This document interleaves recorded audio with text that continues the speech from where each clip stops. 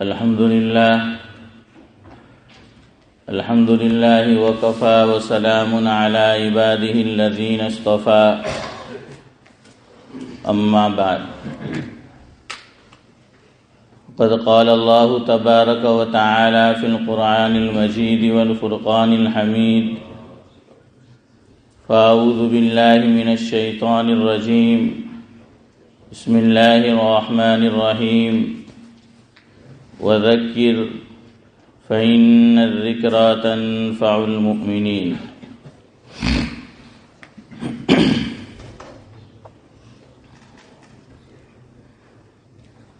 کتنی جلدی یہ ارمان گزر جاتا ہے، کتنی جلدی یہ ارمان گزر جاتا ہے، پیاس لگتی نہیں کہ افطار گزر جاتا ہے۔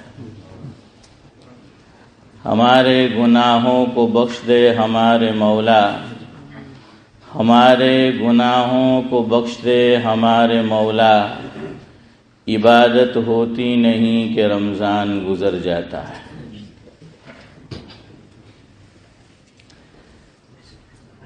جب اپنی خطاؤں پہ میں شرماتا ہوں، جب اپنی خطاؤں پہ میں شرماتا ہوں، ایک خاص سرور قلب میں پاتا ہوں۔ یہ امجد حیدرآبادی کا شعر ہے۔ وہ کہتے ہیں کہ جب اپنی خطاؤں پہ میں شرماتا ہوں، ایک خاص سرور قلب میں پاتا ہوں، جب کرتا ہوں گناہوں سے توبہ امجد، جب کرتا ہوں گناہوں سے توبہ امجد، پہلے سے بھی زیادہ پاک ہو جاتا ہوں۔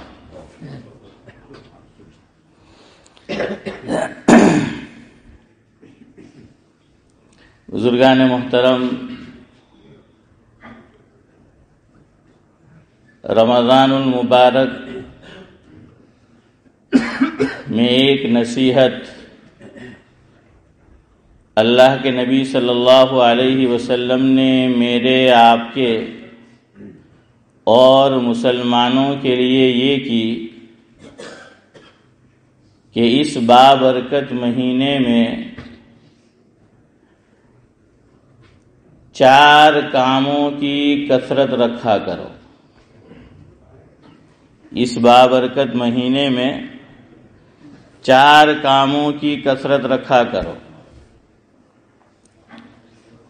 پہلے 2 کام اللہ تعالی کی رضا کے واسطے ہیں، اور باقی کے جو 2 کام ہیں آقا نے فرمایا کہ اس کے بغیر کوئی چارہ بھی نہیں ہے تمہیں، یعنی وہ تو تمہیں، مجھے اور آپ کو کرنا ہی کرنا ہے۔ تو پہلے 2 کام اللہ تعالیٰ کی رضا اور خوشنودی کے لیے کرنا ہے۔ دوسرے 2 کام اس کے بغیر تو کوئی چارہ ہی نہیں ہے مجھے اور آپ کو۔ پہلے 2 کام کیا ہے؟ کلمہ طیبہ کا ورد رکھنا ہے، زیادہ سے زیادہ جتنا ہو سکے اس مہینے میں مجھ سے اور آپ سے تو کلمہ طیبہ کا ورد رکھنا ہے۔ گویا یہ وظیفہ رمضان ہے۔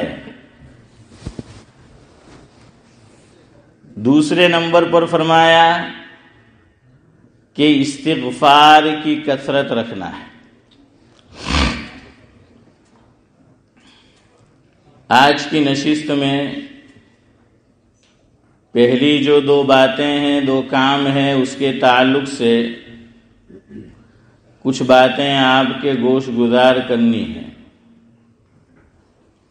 پھر آگے موقع رہا رمضان المبارک ہی میں تو انشاءاللہ العزیز وہ 2 کام جس کے بغیر مجھے اور آپ کو چارہ نہیں ہے، اس تعلق سے کچھ باتیں آپ کی خدمت میں پیش کریں گے۔ کلمہ طیبہ، سائز کے اعتبار سے مختصر ہے، چھوٹا کلمہ ہے، لا الہ الا اللہ، بالکل سائز کے اعتبار سے چھوٹا کلمہ ہے، لیکن قدر و قیمت میں کوئی چیز اس کا مقابلہ نہیں کر سکتی، اتنا ویلیبل ہے، اتنی اس کی قدر و قیمت ہے، اتنی ڈیمانڈ ہے۔ ہمارے اکابر نے مثال دی، لندن ہی کے ایک میوزیم میں دنیا کا سب سے قیمتی ہیرا ہے، جو کوئن بھی کبھی کبھار لگایا کرتی تھی، یا پتہ نہیں ہر بار سنا کہ وہ بھی پہنتی تھی، لگاتی تھی، کوہ نور۔ اب کوہ نور آپ دیکھ لیجئے، سائز کے اعتبار سے کوئی بہت بڑا وہ ہیرا نہیں ہے، سائز کے اعتبار سے وہ چھوٹا سا ہے، قدر و قامت میں وہ چھوٹا ہے، قد و قامت میں وہ چھوٹا ہے، لیکن قدر و قیمت میں اس کے برابر دنیا میں کوئی ہیرا نہیں ہے۔ تو قد و قامت اور سائز کے اعتبار سے چھوٹا،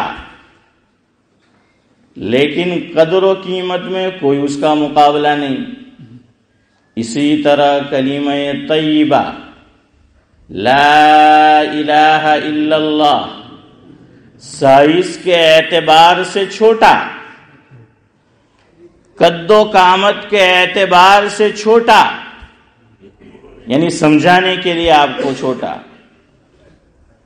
ورنہ جس کلمے میں اللہ رب العزت کی وحدانیت کا بیان اور اقرار ہو تو شاید اسے چھوٹا کہنا بھی درست نہیں ہے، لیکن سمجھانے کے لیے کوئی نہ کوئی تعبیر اختیار کرنی پڑتی ہے۔ لیکن قدر و قامت میں اتنا کہ آپ جانتے ہیں، روایت کا مفہوم ہے کہ ایک پلڑے میں ساری بدیاں ہوگی، ترازو کے ایک پلڑے میں، میزان اعمال میں، لیکن یہ چھوٹا سا پرزہ جس پہ لا الہ الا اللہ لکھا ہے، اسے دوسرے ترازو کے پلڑے میں رکھ دیا جائے گا تو یہ وزن ہی ہو جائے گا۔ تو چونکہ یہ قدر و قیمت میں اپنی مثال آپ ہے، اس لیے اللہ رب العزت نے حضور کی زبانی مجھے اور آپ کو یہ سندیش دیا، یہ پیغام دیا، یہ میسیج دیا کہ مبارک مہینے میں اس کی کثرت رکھا کرو، اس کی کثرت کیا کرو، چلتے پھرتے اٹھتے بیٹھتے جب بھی موقع ملے۔ ترمذی شریف کی روایت ہے، حضرت نبی کریم صلی اللہ علیہ وسلم نے ارشاد فرمایا، افضل الذکر لا الہ الا اللہ، سب سے افضل ذکر اسی کلمے کو قرار دیا گیا ہے، لا الہ الا اللہ کو۔ دیکھیے صرف لا الہ الا اللہ ہے، اسی لیے تصوف کا اپنا ایک میدان ہے، اس میں جو اکابر ذکر کرواتے ہیں تو وہ ہے لا الہ الا اللہ، محمد الرسول اللہ ہر مرتبہ نہیں بولتے اور نہیں بلواتے اور تعلیم نہیں دیتے۔ کیوں؟ اس لیے کہ روایت میں آیا کہ افضل الذکر صرف اتنا ہی کلمہ ہے، لا الہ الا اللہ۔ ہاں اکابر یہ کرتے ہیں کہ ہر سینکڑے پر کہ 100 مرتبہ یہ ذکر کر لیا یا کچھ کم و بیش تو پھر کیا بولتے ہیں؟ محمد الرسول اللہ۔ اب سوال پیدا ہو سکتا ہے کہ محمد الرسول اللہ ہر 100 مرتبہ پر، سینکڑے پر یا کچھ کم و بیش مرتبہ ذکر کرنے پر کیوں کہا جاتا ہے، کیوں بولا جاتا ہے؟ فقیہ الامت حضرت مولانا مفتی محمود صاحب گنگوہی رحمۃ اللہ علیہ کے ملفوظات میں ہے، جس کا مفہوم یہ ہے کہ ذکر اللہ کی خاصیت جلال کی ہے۔ بعض اذکار جلال لیے ہوئے ہوتے ہیں اور بعض جمال لیے ہوئے ہوتے ہیں۔ مکہ کی سرزمین میں جلال ہے تو مدینہ منورہ کی سرزمین میں جمال ہے۔ حضرت مولانا مفتی محمود صاحب رحمۃ اللہ علیہ پاکستان والے، جمعیت علماء اسلام کے صدر جو رہ چکے ہیں، ان کا تفسیر قرآن کتابی شکل میں چھپا ہوا ہے۔ اس میں حضرت نے ایک موقع پر ارشاد فرمایا جس کا مفہوم یہ ہے کہ بندے نے خود اس کا مشاہدہ کیا کہ مکہ کی سرزمین میں جلال ہے اور مدینہ منورہ کی سرزمین میں جمال ہے۔ اللہ اللہ ہے، ہاں اللہ جلالت شان لیے ہوئے ہیں۔ اسی لیے تو اللہ رب العزت نے فرمایا، حدیث قدسی ہے، مفہوم ہے کہ تکبر اگر کسی کو زیب دیتا ہے، کسی کو سجتا ہے، تو وہ میری ذات ہے۔ ہاں یہ اللہ نے خود فرمایا کہ یہ میری ذات ہے جسے تکبر سجتا ہے اور زیب دیتا ہے۔ اور انسانوں سے فرمایا اگر تم نے تکبر کیا تو دیکھنا میں تمہیں کیسا سبق سکھاتا ہوں۔ اور قرآن نے فرمایا تلک الدار الآخرہ نجعلها للذین لا یریدون علوا فی الارض ولا فسادا والعاقبۃ للمتقین۔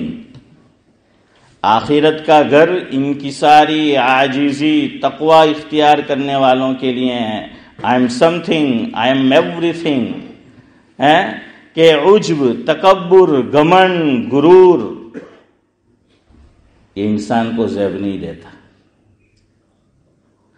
اور انسان کو اللہ آخرت کی بات تو دور رہی، حضرت تھانوی فرماتے تھے مفہوم ہے دنیا ہی میں دکھا دیتا ہے کہ تو کتنا کمزور ہے، تکبر صرف میری ذات کو زیبا ہے، دنیا ہی میں دکھا دیتا ہے۔ حضرت نے فرمایا حضرت کے زمانے میں پہلوان تھا،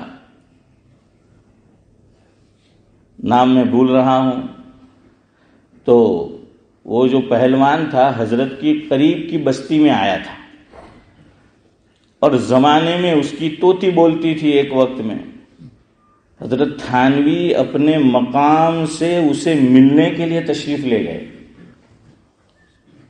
کسی نے حضرت تھانوی سے سوال کیا کہ حضرت آپ ایک باکسر سے ملنے کے لیے تشریف لے گئے اپنے مقام سے؟ حضرت نے فرمایا وہ اپنے فن کا استاد ہے، ایک زمانے میں اپنے فن کا استاد رہا ہے، اور میری یعنی حضرت تھانوی کی عادت ہے کہ میں ہر صاحب فن کی قدر کرتا ہوں۔ یہ تھے بڑے، اس لیے اللہ نے بڑا ان کو بنایا۔ اور آج کل مزاج یہ ہے آدمی تھوڑا بہت کچھ اپنے ذوق میں کمال کسی بھی فیلڈ میں اس کو آ جاتا ہے، وہ دوسرے کو گردانتا ہی نہیں، دوسرے کے فن کی قدر ہی نہیں۔ جو دوسروں کی فن کی قدر نہیں کرتا، دنیا اس کے فن کی قدر نہیں کرتی۔ تو حضرت تھانوی رحمۃ اللہ علیہ، یہاں رستم پہلوان نام یاد آیا، رستم، تو حضرت تھانوی رحمۃ اللہ علیہ فرماتے ہیں کہ میں گیا تو اللہ اکبر کیا دیکھتا ہوں، ایک زمانے میں اس کی طوطی بولتی تھی، کوئی اس کے سامنے ریسلنگ میں ٹک نہیں سکتا تھا، میرے سامنے اس کے ہاتھ پر آ کر ایک مکھی بیٹھی، اتنا کمزور تھا کہ اپنے جسم سے وہ مکھی کو ہٹا نہیں سکتا، اتنا کمزور۔ تو تکبر انسان کو کیا زیب دیتا ہے؟ اس نے تو تکبر نہیں کیا، میں مثال دے رہا ہوں کہ اپنے فن میں تو کسی بھی فن میں آدمی جو ہے وہ تکبر کرے، تھوڑے بہت آدمی کو دست لگ جائے تو اوقات سمجھ میں آ جاتی. امام غزالی علیہ الرحمہ نے لکھا ہے، مفہوم ہے کہ عام طور پر آدمی بیت الخلا جاتا ہے، ٹوائلٹ میں جاتا ہے اور بڑا استنجا کرتا ہے تو اس کا سر ایک نہ ایک مرتبہ تو اس کی نجاست پہ ضرور جاتا ہے، عام طور پر نہ بھی جاتا ہو. تو امام غزالی علیہ الرحمہ نے اس کی وجہ یہ لکھی کہ اللہ انسان کو دکھانا چاہتا ہے کہ یہ تیری اوقات ہے، یہ تیری اوقات ہے کہ تو اچھے سے اچھا کھاتا ہے لیکن جسم سے فضلہ نکلتا ہے، گندگی نکلتی ہے، تیرے کپڑے پہ لگ جائے تو کپڑا ناپاک، تیرے جسم پہ لگ جائے تیرا جسم ناپاک، بغیر اس کو تو دھوئے پاک نہیں ہو سکتا. اور فرمایا تیری حیثیت کیا ہے؟ جب تو نہیں تھا جس سے پیدا ہوا تو وہ منی کا قطرہ، اور تیرے ماں باپ میں سے کسی کے جسم پر یا کسی کے کپڑے پر وہ قطرہ لگ جاتا تھا تو وہ ناپاک ہو جاتے تھے. تیری ابتدا یہ ہے اور تیری انتہا یہ ہے کہ تیرے پیٹ سے کیا فضلہ نکلتا ہے، اور درمیان میں 24/7 تو اپنے ساتھ گندگی لے کے گھومتا ہے، اپنے پیٹ میں تو گندگی لے کے گھومتا ہے. تو تکبر زیبا نہیں دیتا. بہرحال میں آپ کو یہ سمجھا رہا تھا کہ مفتی محمود صاحب رحمۃ اللہ علیہ نے فرمایا مکہ مکرمہ کی سرزمین میں جلال ہے، مدینہ منورہ کی سرزمین میں جمال ہے. فرمایا کہ میں دکان پر گیا کوئی چیز لینے مکہ مکرمہ کی مارکیٹ میں، دکان والے سے بھاؤ تاؤ کیا تو غصے ہو گیا، لینا ہو تو لو ورنہ آگے جاؤ. فرمایا مدینہ منورہ کی مارکیٹ میں گیا، وہی چیز خریدنے گیا، بھاؤ تاؤ کیا تو کہنے لگا حضرت جی ارے جو دینا ہو دے دیجئے گا، جو دینا ہو دے دیجئے گا. فرمایا کہ یہ حضور کی سرزمین ہے، جو صاحب جمال تھے تو وہاں بھی جمال کا اثر ہے، وہ توحید کا مرکز ہے، اللہ کا گھر ہے، وہاں جمال ہے، وہاں کے لوگوں میں بھی جلال ہے تو وہاں کے لوگوں میں بھی جلال ہے. اور ہمارے ایک استاد فرمایا کرتے تھے، مفہوم ہے کہ جو بھی استاد جلالین پڑھاتا ہے، قرآن کریم کا ترجمہ پڑھاتا ہے، عام طور پر اس کے مزاج میں جلال ہوتا ہے. فرمایا جو قاری صاحبان ہوتے ہیں تو آپ دیکھ لیجئے جو بڑے بڑے قاری ہیں ان میں بھی جلال ہوتا ہے. ہمارے بدر عالم بھائی ابھی انٹر ہوئے تو فرمایا جو مؤذن ہو ان میں بھی جلال ہوتا ہے چونکہ وہ اللہ کا نعرہ بلند کرتا ہے. فرمایا دیکھ لیجئے مؤذن عام طور پہ جلالی ہوتے ہیں، اور جو درس حدیث پڑھاتا ہے تو حضور کی ذات سراپا جمال، فرمایا اس میں بھی جمال ہوگا. الا ماشاء اللہ، استثناء، اپواد، یہ تو ہر جگہ لگتا ہے کہ کبھی ادھر کا ادھر ہو گیا اور ادھر کا ادھر جو ہے وہ ہو گیا. تو بہرحال انسانی مزاج میں بھی ایسا ہوتا ہے. حضرت تھانوی رحمۃ اللہ علیہ کے ملفوظات میں ہے، کسی نے حضرت سے فرمایا، حضرت کی شان میں حضرت فرماتے تھے کہ لوگ مجھے کہتے ہیں کہ تمہاری طبیعت میں شدت ہے. فرمایا شدت نہیں حدت ہے. حضرت مولانا سمجھے کیا مفہوم ہے. اور فرمایا کہ مجھے کہتے ہیں کہ تم قصائی ہو.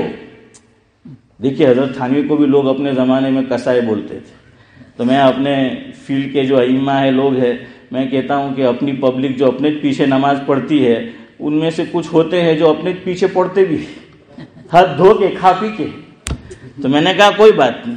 حضرت تھانوی کو بھی لوگوں نے کیا کہا، جلال کہاں ہے. تو یہ جو کچھ ادھر ادھر خطائیں ہو جاتی ہیں بیچارے ہمارے محسن ہیں. تو حضرت تھانوی سے فرمایا کہ حضرت تو قصائی ہے. کسی نے حضرت کو بتایا حضرت لوگ آپ کو قصائی کہتے ہیں کہ آپ کا مزاج بڑا سخت ہے. حضرت نے فرمایا کہ میں کیا کروں، لوگ بیل بن کر آتے ہیں تو مجھے قصائی بننا پڑتا ہے. حضرت تھانوی تو حضرت تھانوی تھے. فرمایا لوگ بیل بن کر آئے تو مجھے کسائی بننا ہی پڑتا ہے۔ پھر حضرت سے کسی نے فرمایا ایک مجلس میں، حضرت آپ کے شیخ حاجی امداد اللہ صاحب مہاجر مکی رحمۃ اللہ علیہ کی طبیعت میں تو جمال تھا، نرمی تھی، سب کی سن لیتے تھے، کسی کو سناتے نہیں تھے، کچھ بولتے نہیں تھے، اور آپ کے سامنے تو بولنے سے ڈر لگتا ہے، اور آپ کی طبیعت جو ہے دیکھیے۔ یاد آیا درمیان میں مسیح الامت حضرت مولانا مسیح اللہ خان صاحب رحمۃ اللہ علیہ حضرت تھانوی کے تعلق سے فرماتے تھے کہ بھائی وہ تو تھانہ بھون ہے بستی کا نام، تھانے میں جاؤ گے تو پکڑ دھکڑ تو ہوگی ہی۔ اشرف بھائی، تھانے میں جاؤ گے تو پکڑ دھکڑ تو ہوگی ہی۔ تو حضرت تھانوی سے فرمایا کہ حضرت شیخ کا یہ مزاج، آپ کا یہ مزاج۔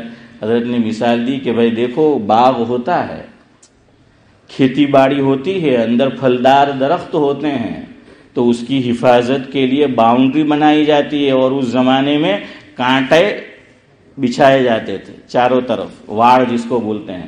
حضرت نے فرمایا میرے شیخ کی مثال اندر میں جو درخت ہیں پھلدار ویسی ہے، اور میری مثال جو ہے وہ کانٹے دار جو جالی بچھائی گئی اس کی ہے۔ فرمایا اندر کی حفاظت کے لیے باہر کانٹے دار ہونا ضروری ہے۔ یہاں سے تمہاری اصلاح میں کروں گا، تم میرے شیخ کو جا کے ستاؤ گے نہیں، تو اس لیے جو ہے وہ ضروری ہے۔ خیر میں سمجھا رہا تھا، اسی طرح ذکر کا حال ہے۔ لا الہ الا اللہ علماء نے لکھا ہے کہ ذکر جلالی ہے، اس لیے شیخ ہر سینکڑے پر یا کم و بیش جو بھی گنتی ہو اس کے بعد محمد الرسول اللہ جو کہلواتے ہیں اور کہتے ہیں۔ حضرت مفتی محمود صاحب گنگوہی رحمۃ اللہ علیہ نے فرمایا وہ اس لیے تاکہ ذکر کرنے کے بعد انسان کے مزاج میں جو گرمی آ گئی ہے ذکر جلالی کی وجہ سے تو بیلنس ہو جائے، تو اس وجہ سے ذکر جمالی کہلوایا جاتا ہے۔ سمجھ آیا؟ تو اس وجہ سے کیا کہلوایا جاتا ہے؟ ذکر جمالی جو ہے وہ کہلوایا جاتا ہے تاکہ کیا ہو جائے؟ بیلنس ہو جائے، ورنہ جو بہت ذکر کرتا ہے نا ایسا ہی ہوتا ہے۔ آخری بات سن لو، وقت ہو گیا ہے۔ حضرت مولانا ابرار احمد صاحب دلیوی رحمۃ اللہ علیہ سے میں نے سنا، حضرت نے فرمایا کہ ہم مولانا وسیع اللہ صاحب الہ آبادی رحمۃ اللہ علیہ کی خدمت میں تھے، اور میرے ساتھ وہ بلیشور کے شعیب بھائی بھی تھے، کیا سنیم ان کی؟ پارک، ہاں جزاک اللہ، شعیب بھائی پارک۔ تو فرمایا کہ وہ بھی تھے، ہم جاتے تھے۔ اب کیا ہوا کہ میں دن میں بیٹھا ہوں اور مجھے ماشاءاللہ آسمان میں کیا کیا نظارے دکھ رہے ہیں، سب عجیب و غریب چیزیں دیکھنے لگا۔ تو فرمایا شعیب بھائی کا بھی یہ حال تھا، تو کہنے لگے حضرت بڑی عجیب عجیب چیزیں جو ہیں نظر آ رہی ہے، ایسا لگتا ہے کہ ایک عالم ہم پہ انکشاف ہو رہا ہے، منکشف ہو رہا ہے۔ وہ عالم حضرت نے فرمایا چھوڑو، ذکر کرتے کرتے کئی دن سے یہاں پڑے ہیں، دماغ پہ خشکی چڑھ گئی ہے۔ تو فرمایا کہ یہ مت سمجھیو ورنہ شیطان راہ مار دے گا کہ اب تو میں پہنچ گیا۔ تو فرمایا دماغ پہ خشکی ہے۔ بہرحال تو یہ سب سے افضل جو ہے وہ ذکر ہے، اس میں لا الہ الا اللہ اس لیے اس مہینے میں کہلوایا۔ آخری بات، ایک روایت میں حضور نے یہ بھی فرمایا جس کا مفہوم ہے، جیسے میں اور آپ ایم او ٹی جو ہے وہ رینیو کرتے ہیں، انشورنس کا بھی یہ حال ہوتا ہے بعض چیزوں کا، تو حضور نے فرمایا اپنے ایمان کی تجدید اس کو جو ہے نئے سرے سے کرنا ہے تو کس کی کثرت رکھو؟ ایمان کی تجدید کرنا ہے تو لا الہ الا اللہ کی۔ تو بھائی کریں گے اس پہ عمل۔ اللہ تعالیٰ مجھے بھی اور آپ کو بھی بقیہ دن جو رہ گئے ہیں تو چاروں باتیں اس پہ عمل کی توفیق نصیب فرمائے۔ لا الہ الا اللہ چلتے پھرتے کہا کرو، ہر 100 کے عدد کے بعد سینکڑے کے بعد محمد الرسول اللہ بھی جو ہیں وہ کہہ لو، استغفار بھی کہو۔ اب حضرت تھانوی کے ساتھ جو ہوا ویسا نہیں ہونا چاہیے۔ حضرت تھانوی نے کسی کو کہا کہ استغفار کیجیے تو یہ فائدہ ہوگا، بعد میں آیا کہ حضرت کوئی فائدہ محسوس نہیں ہوا، پوچھا کیا کیا تھا تو کہا استغفار استغفار استغفار استغفار، کہ کم بخت تجھ پہ استغفار ہے۔ تو استغفار کا مطلب تو یہ ہے کہ بھائی استغفر اللہ ربی من کل ذنب واتوب الیہ، یا اور بھی آئے ہیں، اور سید الاستغفار بھی جو ہے وہ موجود ہے، اس کی فضیلت موجود ہے۔ اللہ رب العزت جو کچھ کہا سنا گیا سب سے زیادہ میں محتاج ہوں. اللہ تعالیٰ مجھے اور آپ کو جو ہے عمل کی توفیق نصیب فرمائے. سبحان اللہ و بحمدہ، سبحانک اللہم و بحمدک، نشہد ان لا الہ الا انت.